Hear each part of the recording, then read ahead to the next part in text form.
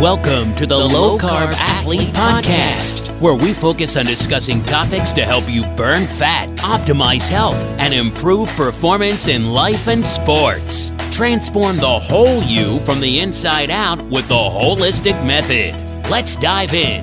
Here's your host, Debbie Potts. Hey there, it's Debbie, your host of the Low Carb Athlete Podcast, and I just wanted to share some information about what are energy bits, as I've talked about them for a few years, many years on this show, to help us improve performance and longevity. Athletes need to improve their sports performance, and we want to recover faster, especially as we get older. And the ingredient in energy bits really helps that, algae. Algae helps us with recovery and repair for sure. Spirulina is the algae. Spirulina algae improves energy, focus, endurance, and the chlorella algae removes lactic acid, speeds recovery, and builds our immune system. Both of these types of algae do improve our oxygen delivery, muscle building, bone strength, and our collagen. Who needs that as an aging athlete? I know I do, and I've been taking the energy bits in the morning. I'm trying to do 20 to 30 of the bits, and then I take recovery bits in the evening. Energizing and nourishing is the spirulina. It has the highest protein in the world, 3 times the mountain steak. And you know, I'm all about prioritizing protein as I get older and focus on prioritizing protein to get stronger. High antioxidants are also in the spirulina, high omega-3, and there are 40 vitamins and minerals that work synergistically to improve hunger, energy, focus, sports, and nutrition.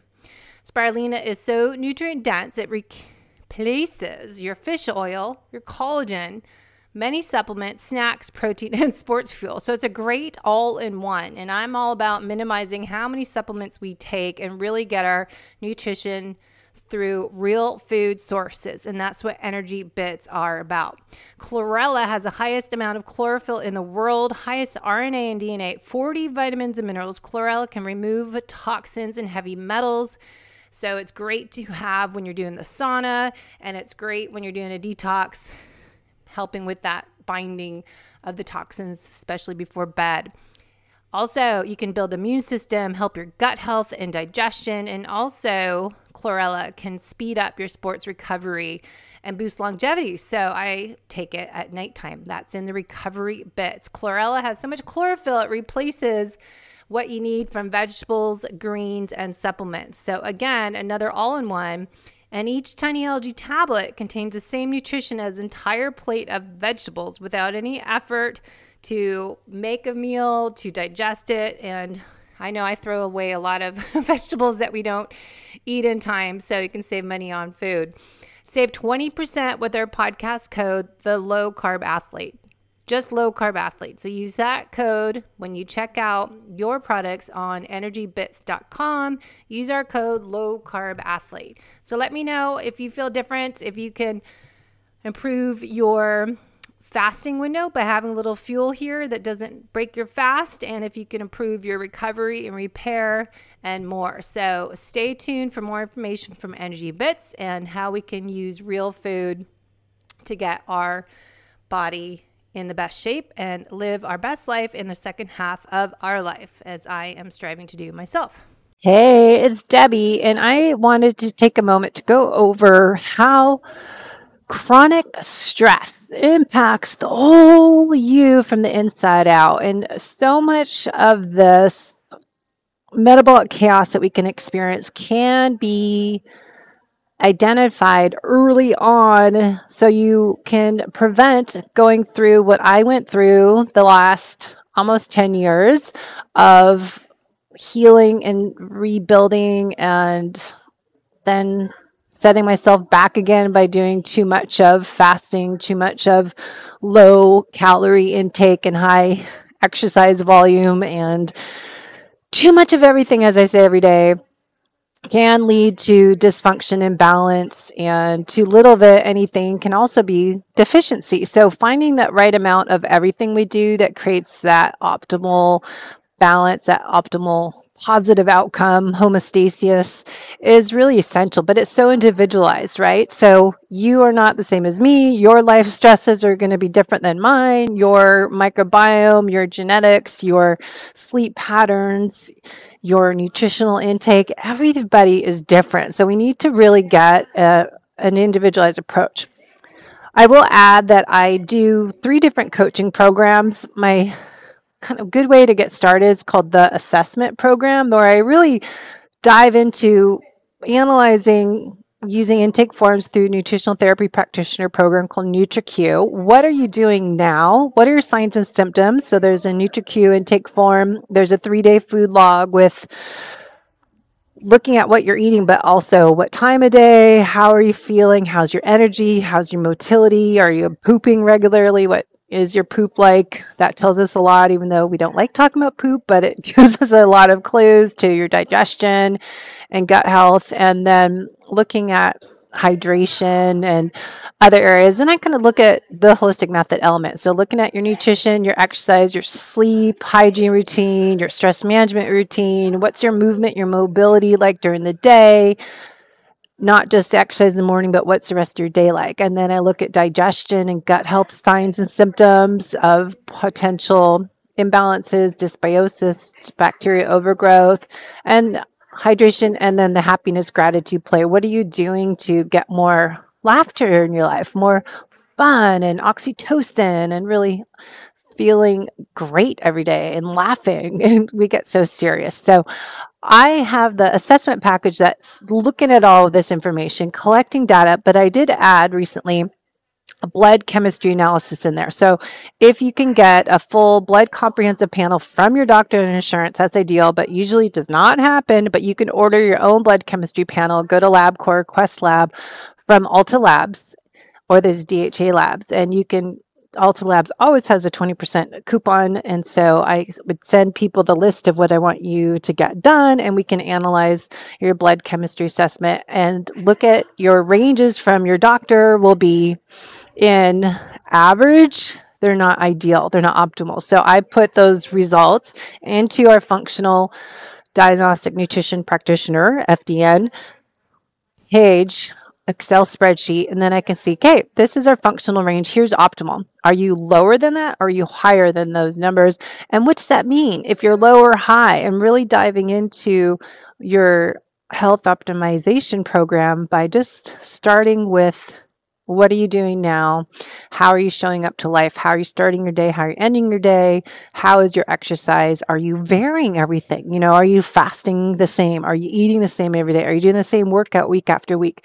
Let's create more variation. So part of the assessment program includes my assessment, my time looking at everything, and then I have 2 45-minute coaching calls on Zoom, so you can live anywhere in the world, that I do to really figure out some recommendations and look at some action items you can do that ideally costs $0 and start looking at supplement audit. Are you taking any of these supplements for a purpose? When should you take them or not take them? So that's what I do with assessment. Then there's my health investigation program that, okay, we've got a little more things going on. I'm going to dive deep down different rabbit holes and really investigate what is your lifestyle like, your external stressors, but let's do some functional lab tests, 3 to 5 labs to see the whole picture and look under the hood, figure out a personalized program for you,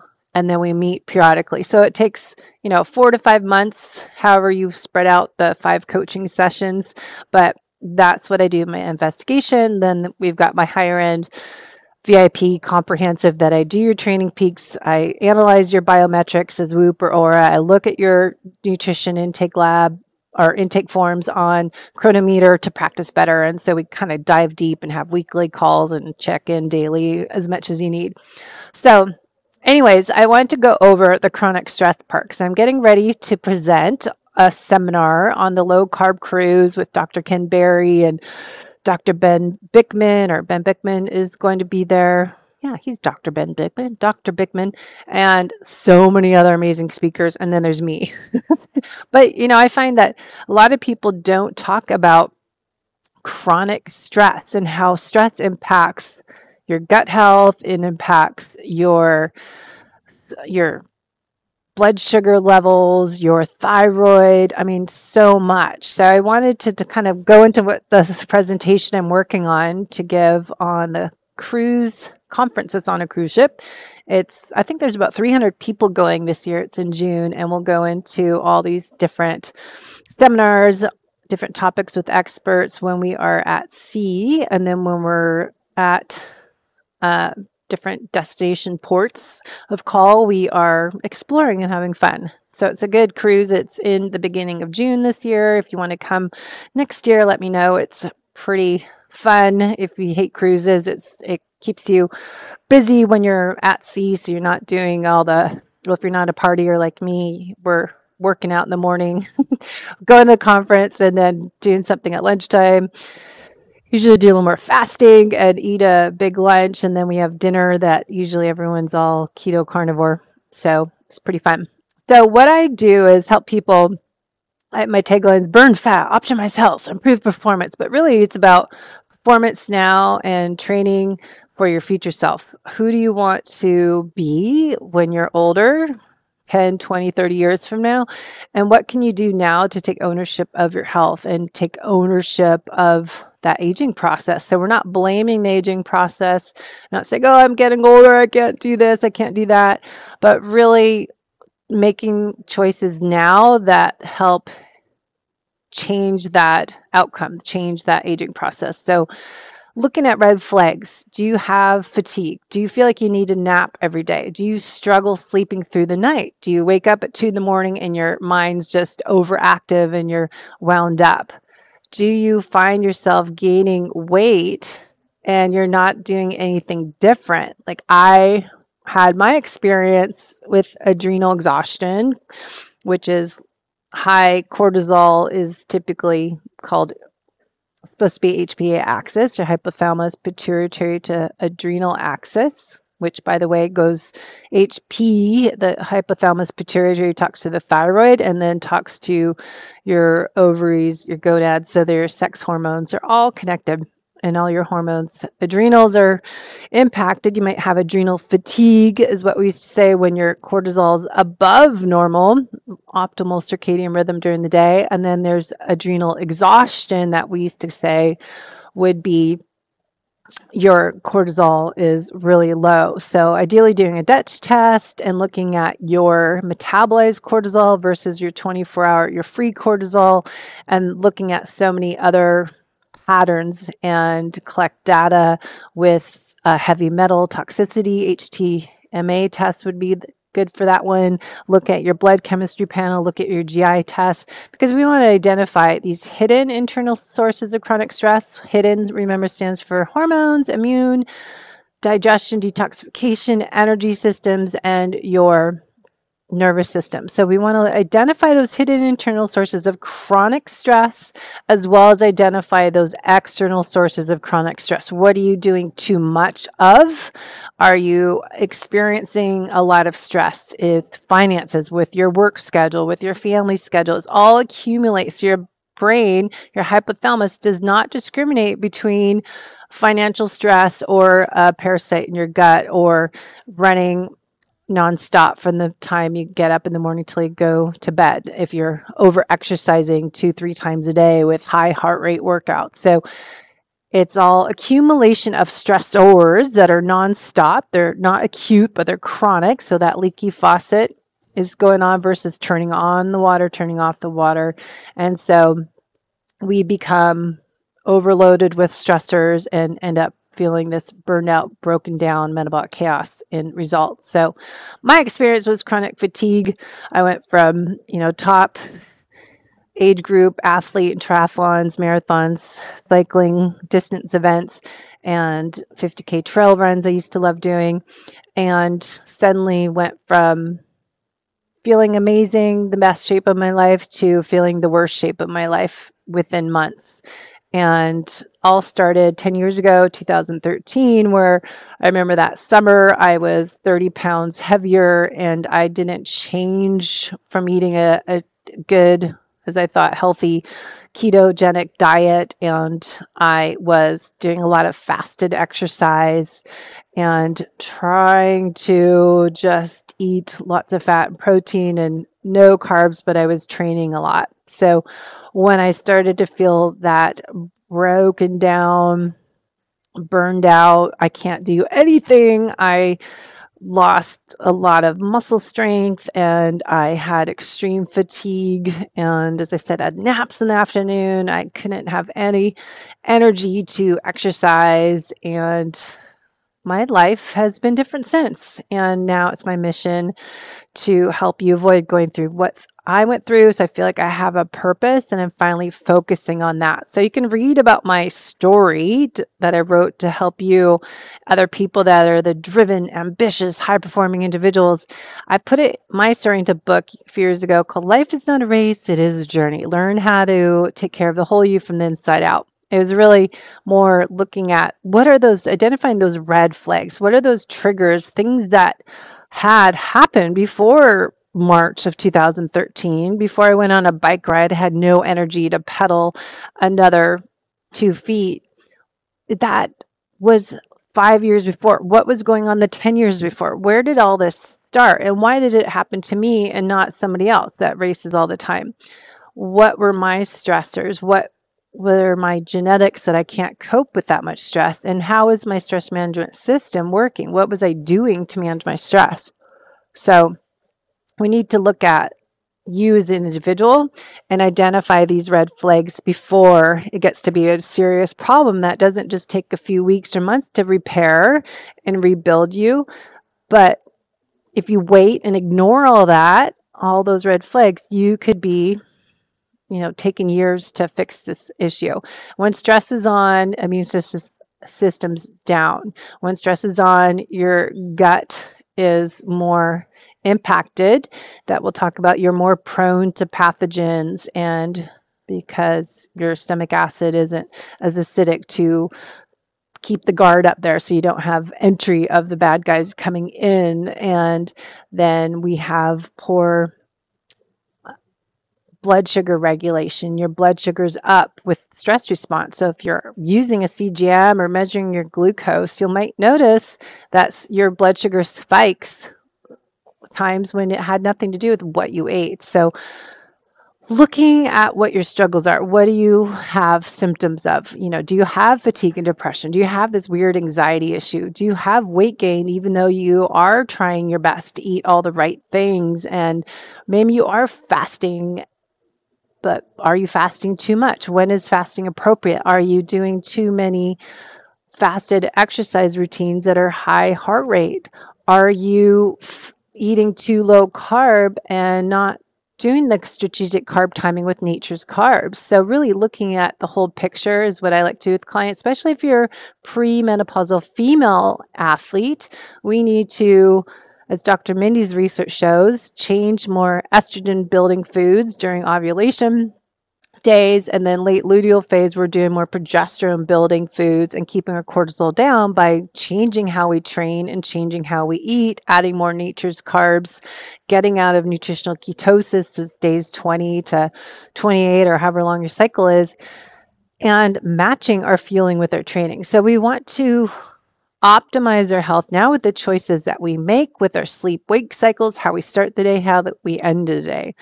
So I didn't know what was wrong with me. What was I doing wrong? I thought I was doing all the right things when I broke down. And I thought, been this superhuman, always racing, and a person that everyone would be asking at least once a day, when is your next race, Debbie? What are you going to do next? And as I said, I went from top athlete to the worst shape of my life in months and gained that 30 pounds. I had weird red flags, that headaches from food, and I would have just a lot of depression, anxiety, because people knew me as this athlete and I had a reputation of always competing and I'd do well in my age group, and I was a top personal trainer and a coach. And so I was embarrassed And so that led me to feeling depressed because I thought people are looking at me and thinking, oh my gosh, what did she do to herself? Because I was this, 30 pounds of fat weight and I lost all my muscle and was in a catabolic state. So it was anxiety, depression with the fatigue, and just so much was going on. But why? What I went to seek help, I went to different doctors. They say take antidepressant. They say nothing's wrong with you. And then I started to see practitioners and health experts, and they would give me different functional lab tests, which I do now as an FDN practitioner, but they would give me the list to do lifestyle habits and then give me supplements. And I would try to take them and I wouldn't get results because I was not making the lifestyle changes. So really identifying a treatment plan to help repair and rebuild and restore the whole you from the inside out. There's a reason why I say can't out supplement poor lifestyle habits. You can't out exercise poor nutrition habits. You need to work on the whole you from the inside out, because I was that person that for years and years was seeing all these different people getting the labs, spending all this money because labs cost a lot. I was investing my health, but I didn't change how I was living my life. I was super busy time I woke up till I went to bed. I was just thriving on being busy and pushing myself probably too much. And I stopped racing because I couldn't have the energy to do it and strength anymore and endurance. But instead I started writing a book, and then I wrote the Holistic Method manual, and then I was doing this course, this certification. So I just kept busy, but doing other things. So if you have signs and symptoms of chronic fatigue, adrenal dysfunction, or HPA axis dysfunction, we say you want to look at, your lifestyle, how you show up to life, and look at what I say, I wish I knew now what I knew then. I mean, I'm saying that wrong. Wish I knew then what I know now and change my lifestyle. But I was burning the candle at both ends. So fill in the blank what your stressors are. You don't have to be an endurance athlete. Was what I was trying to say, is that you don't have to be like me. My story is unique to me, but your stressors in your external life and your internal hidden stressors can be different. But it's looking at, are you in fight or flight each day? Are you thriving in chaos? Are you just on overdrive all day long? And paying attention to that chronic stress cascade. Distress of any kind contributes to loss of homeostasis, dysfunction, dis-ease, and eventually metabolic chaos. This is what we learn as FDN practitioners. Our founder, Reed Davis, taught us this in our course. If metabolic chaos is left untreated, as for me, more symptoms appear downstream. And only treating the symptoms lead to more dysfunction. Symptoms may be far removed from the stressors found upstream. So really important to look at the whole person and look at things you can track now as your sympathetic to parasympathetic nervous system. Are you resilient? How is your heart rate variability? But looking at the HRV score is one thing, but then if you can look at your LF to your HF, which is your low frequency, which can tell you the low frequency measurement of your your sympathetic state versus your high frequency, the HF is your measurement of your parasympathetic state. So we want to check on your metrics. How's your HRV? How's your resting heart rate? Is everything elevated? So if your HRV drops, that's a negative. Is your HRV changing? Do you see what your baseline is? And then your resting heart rate. What is your baseline, and is it higher than normal? When you exercise, is it higher than normal? When you're getting your aura whoop, when it's your lowest heart rate during the night, what is that changing? So really looking at identifying red flags when you're starting to feel a little run down and broken. Stop, pause, and reset, and not ignore that, because I think a lot of us ignore it and push through it because we are driven, ambitious, high performers.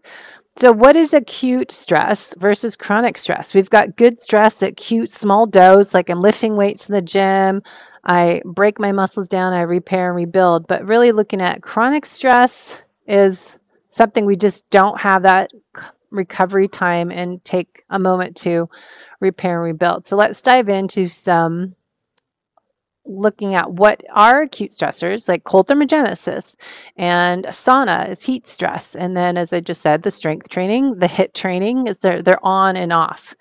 We repair, we recover, and get stronger on that recovery time. Afterwards, we adapt to it, adapt to that stress, and we repair. And so it's a good stress. But if we have it constantly hitting us, overtraining will do a number on you, right? So let's look at what chronic stress does to you. So eustress is a form of stress having a beneficial effect on health, motivation, performance, and well-being. And then another side of stress is distress. So the opposite. The type of stress we are referring to when we say stress is a form of stress with negative implications. So good stress, we talk about acute stress. So you'll hear the word hormesis. Things that are bad in high amounts can be good in low amounts. Hormesis is a biological phenomenon where the beneficial effect as improved health, stress tolerance, growth, and longevity results from exposure to low doses of an agent that is otherwise toxic or lethal when given at higher doses. So even plant toxins, we can do a little bit of them, but if you have those plant toxins every single day, that can cause a chronic stress or stressor on your body. So I always say the Goldilocks effect, not too much, not too little, not every day, but just the right amount. So we can talk about hormetic stressors as calorie restricting, fasting, cold temperature, so doing the cold thermogenesis, hot cold therapy, heat therapy, so you get the heat shock proteins as sauna, which I did yesterday, radiation, germs, physical stress, exercise. So those are sources of acute stress that can be quote unquote good stress. But if you did all those all the time, even I think excessive cold therapy, excessive sauna sessions, excessive calorie restriction, excessive fasting, that can become another source of stress as exercise. If I do too much exercise, overtraining can be a source of stress and raise cortisol and cause all sorts of downstream effects, as we say, metabolic chaos.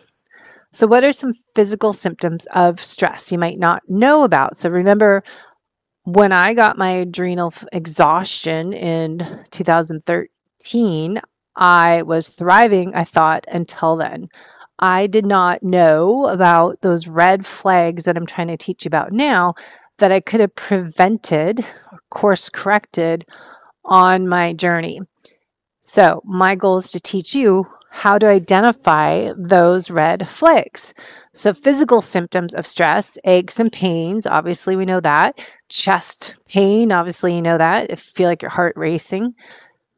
Exhaustion or trouble sleeping, headaches, dizziness, shaking, high blood pressure, muscle tension, jaw clenching, stomach, digestive problems, libido, weak immune system. Those are kind of obvious. So some of the other symptoms we hear about with adrenal issues is tired but wired. I was like this. I was wired in the evening, or not evening, but more so middle of the night. Adrenal fatigue, air quotes around that, commonly wake up exhausted. So people fighting with adrenal issues, HPA axis is the long word, but it's wordy. So yes, every time I say adrenal fatigue or adrenal exhaustion, we should be saying that as a HPA axis dysregulation or dysfunction or imbalance. HPA axis is, remember, that hypothalamus pituitary gland to the adrenal gland axis. So those three organs or hormones are communicating. Hypothalamus sends signals to the pituitary gland sends signals to the adrenal gland. And the adrenal gland responds to that stress, releasing the hormones, epinephrine, norepinephrine, cortisol. So this big one, weight gain. As I said, I gained 30 pounds without doing anything different in my training. I went from elite athlete to feeling like a big fat slob in my mind. Even though I gained 30 pounds, people didn't really know what I was whining about because I am tall. I'm 5'10" and a half. So I can spread out that 30 pounds easily. But I knew it because I was used to being an elite athlete and lean and strong. Well, it's funny I say that now because you never appreciate what you have until it's gone. So now I know I was lean and strong, but back then I was like, oh, my legs are too big, which I should have been proud of because that's how I was able to bike strong. But I was always never totally happy, right? Until it's gone, you realize, damn, I should have been more content about what I built up in my body and how fit and strong I was. But you always think you could do better, right? We're so hard on ourselves. We're our worst enemy. So anyways, weight gain, cortisol levels rise during stress to assist fight or flight functions. If you have chronic stress or regular sleep schedules, I'm reading this from Rupa Health, by the way. So Dr. Carrie Jones is on Rupa Health, so she has great information, and their team does. If you have chronic stress or irregular sleep schedules, your adrenals can be taken a beating and overproduce cortisol, which I learned. Side note, 45 minutes or more from your exercise session, guess what goes up? Cortisol. So over time, high levels of continuous cortisol has been shown to increase belly fat and appetite. So if you're overtraining and you're already stressed out, remember you're accumulating those sources of stress. And then you tap into not eating enough, that low energy availability. We are fasting too much and not hungry and not eating, and we're not listening to our body. You might get yourself in trouble there. Okay, temperature fluctuations. The body temperature fluctuates during times of stress and relaxation. Sleep disturbances. Cortisol helps regulate sleep patterns and helps the body cope with everyday stress. Normal cortisol levels rise during the early morning hours, and you can see this on a Dutch hormone test, and are highest about 7 a.m., depending when you wake up. I get up at 4:30 most weekdays. They should drop very low in the evening and during early sleep. But if you're in constant state of stress or on a disrupted sleep schedule, your adrenals can produce too much cortisol, causing disturbances in sleep patterns. So when I get clients get the Dutch test back, we can see these imbalances and really look at these patterns and collect these clues and correlate that data to their GI test and to their blood chemistry test and the Vibrant Wellness Wheat Zoomer, another food zoomer. So it gives us the whole picture. So we want to know what the adrenals are doing. What are the hormones doing? And look at your cortisol, melatonin rhythm, look at your metabolized cortisol and your total available cortisol, but really looking at what's going on, and that can help us figure out why can you not sleep? Why is your energy bad? Why are you in a catabolic state? Okay, so also we go to the next one, decreased immune function. When we are stressed, the immune system's ability to fight off infections is reduced. Too much cortisol pumping through the body creates a systemic inflammation and overworked immune system. Remember, not too much, not too little. We need some cortisol, but not too much. This decreases the body's lymphocytes. These are the white blood cells that help fight off infection. So the lower your lymphocyte level, the more at risk you are for viruses, including the common cold and cold sores, and so on. So when stress is on, we have trouble sleeping. When stress is on, we have decreased immune function. When stress is on, our blood sugar is often higher, and we often have extra cortisol receptors, belly fat, and we eat more because appetite's changing.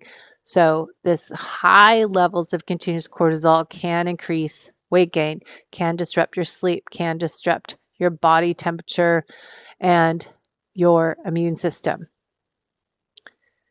So what emotional and mental symptoms like, as we talked a little bit, anxiety, you're irritable, you're depressed. I felt all of this when I had my beginning of my adrenal exhaustion. Part of it, I just didn't like the way I felt or looked. And then I couldn't do what I love to do, is training and racing and being able to run with friends and teach my classes, my clients. I just was depressed. Then, of course, you're irritable because you're not happy with anything. So it's why I do gratitude journal now, and why I set intentions for the next day and create positive energy, positive vibes, positive thoughts, because negative thoughts are another source of stress. Those you'll hear a lot more about lately on how the words, our language, how we feel about ourselves, how we talk. The more negativity you have, that is another source of stress, right? So pay attention to what you say, how you feel, how you act, and how other people do. And how do you interact with other people? Do you communicate with people? So there's so much to it. So we really need to be, I guess, first step is awareness of yourself, right? So another thing this article says from Rupa Health is people with chronic stress try to manage unhealthy behaviors as drinking alcohol too much or too often. That's a big one. I see a lot of people drinking every night, and I don't think that's healthy. Gambling, overeating, eating disorders, addictions, shopping, internet browsing, sex, and then there's smoking, drugs.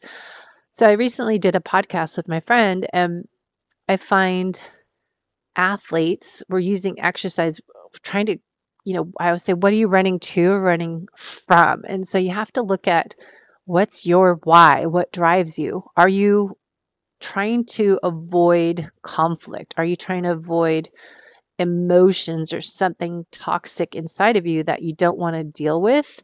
Or do you have an addictive personality that you're switching your sugar addiction to alcohol addiction to exercise addiction, but not dealing with what's beneath that? What is that clue that we need to, identify some imbalances and work on that instead of just covering it up and continuing on and get in this cycle of yo-yo dieting or yo-yo exercise, non-exercise, and find out what else is going on. A lot of people have addictions, and exercise can be it, but it could be a result of something else.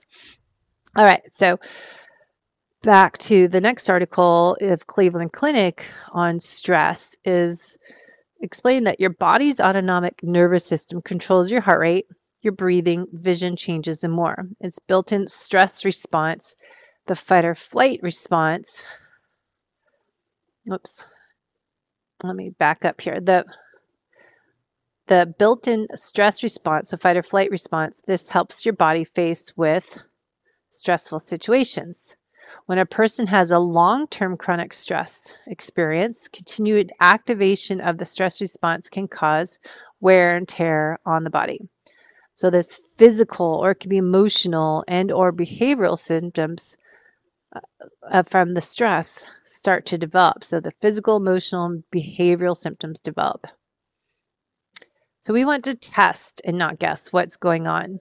So as I talked about the Dutch test, looking at what is going on under the hood. What is the downstream effect of living life as a race? So we can get a cortisol awakening response called CAR in a Dutch test. You can do a salivary test that is easy to do at home. It assesses a change in the cortisol upon waking, and it's a surrogate marker for the adrenal gland function. An increase in CAR, C-A-R, can indicate increased stress and HPA axis dysfunction. Then there's the salivary cortisol levels, getting a diurnal cortisol curve. So you want to do this and a urine test. This salivary one I always find hard to do because you have to get all your saliva out into a little tube. It measures cortisol levels throughout the day.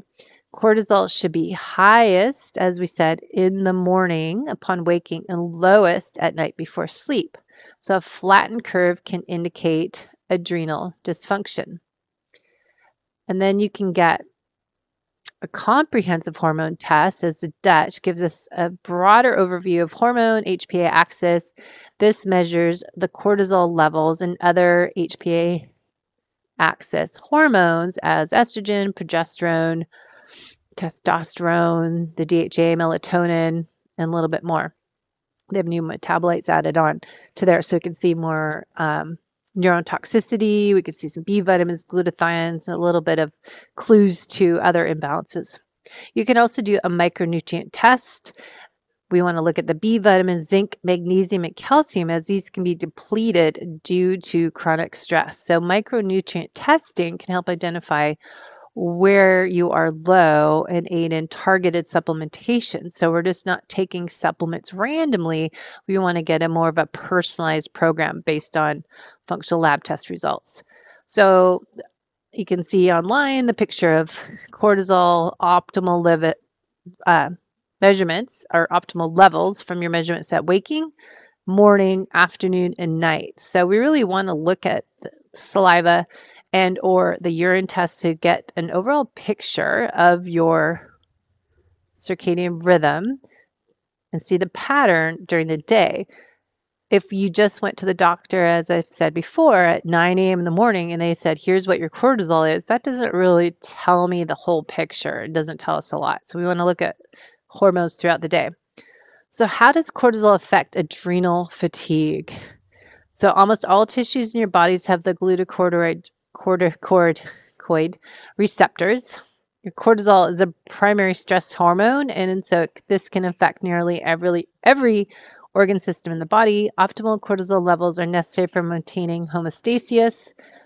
If you have consistently high or low cortisol levels, it can have a negative impact on your overall health and cause, as I said, metabolic chaos, or we say HPA axis dysfunction, and really look at the why. So high cortisol, this can be high blood sugar, you have insulin resistance, high blood pressure, low immunity, frequent infections, suppressed gut immunity.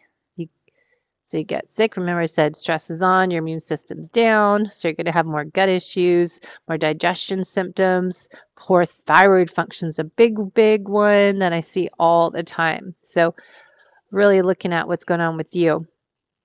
Then there's insomnia, anxiety, the poor memory, cognitive decline. That's a big one.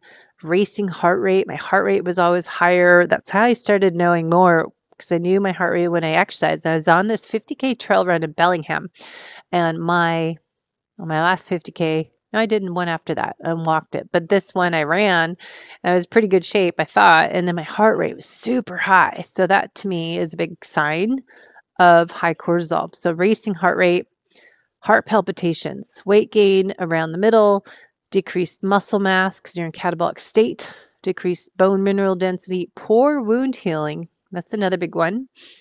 Your cortisol is too high. Second wind of energy at night. That's a common one. And low testosterone. So that's what I find. If you take, say, low testosterone is a symptom of high cortisol. Well, if you keep taking testosterone, you might not improve that testosterone if your cortisol is high. If you have low thyroid, you're taking thyroid meds and you're not dealing with supporting your adrenals as well, you might not really get results. So that's a big one. Okay, so let's wrap this up, but want to finish up symptoms of low cortisol.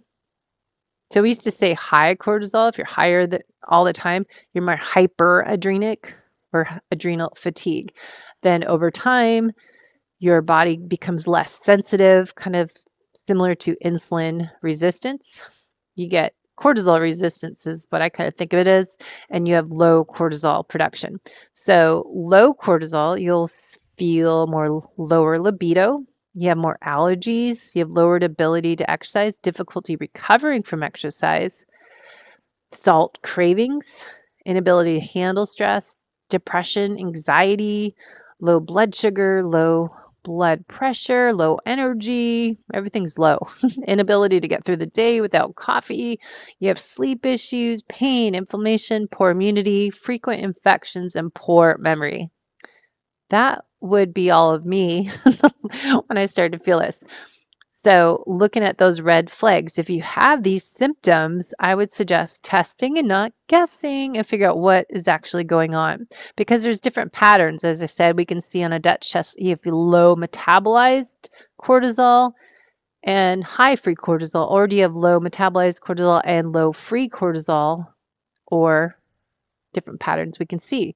So if you have low metabolized and low free cortisol pattern, this indicates adrenals are producing very little cortisol, and very little cortisol is available to the tissues. The hypothalamus is not talking to the pituitary, and or the pituitary is not talking to the adrenals, and or the adrenals are not responding to the signaling hormones. We can often see DHEA levels are low to low normal with this pattern. And this is often what we call that stage 2 or stage 3, if this is lower according to the 3-stage model of the HP axis progression. So we want to look at, why aren't your adrenals producing much cortisol? Why isn't the brain telling the adrenals to produce more cortisol? So as I always say, as FDN practitioner, we're looking at the why. Why is this not working at optimal level? What can we do? Can restore that body's innate intelligence, restore it back to optimal levels, to homeostasis. So we always want to investigate why. We should think, as HPA axis is down regulated, why is that? Often it's a compensatory mechanism that protects the tissue from elevated cortisol. So we learned this in our FDN practitioner program.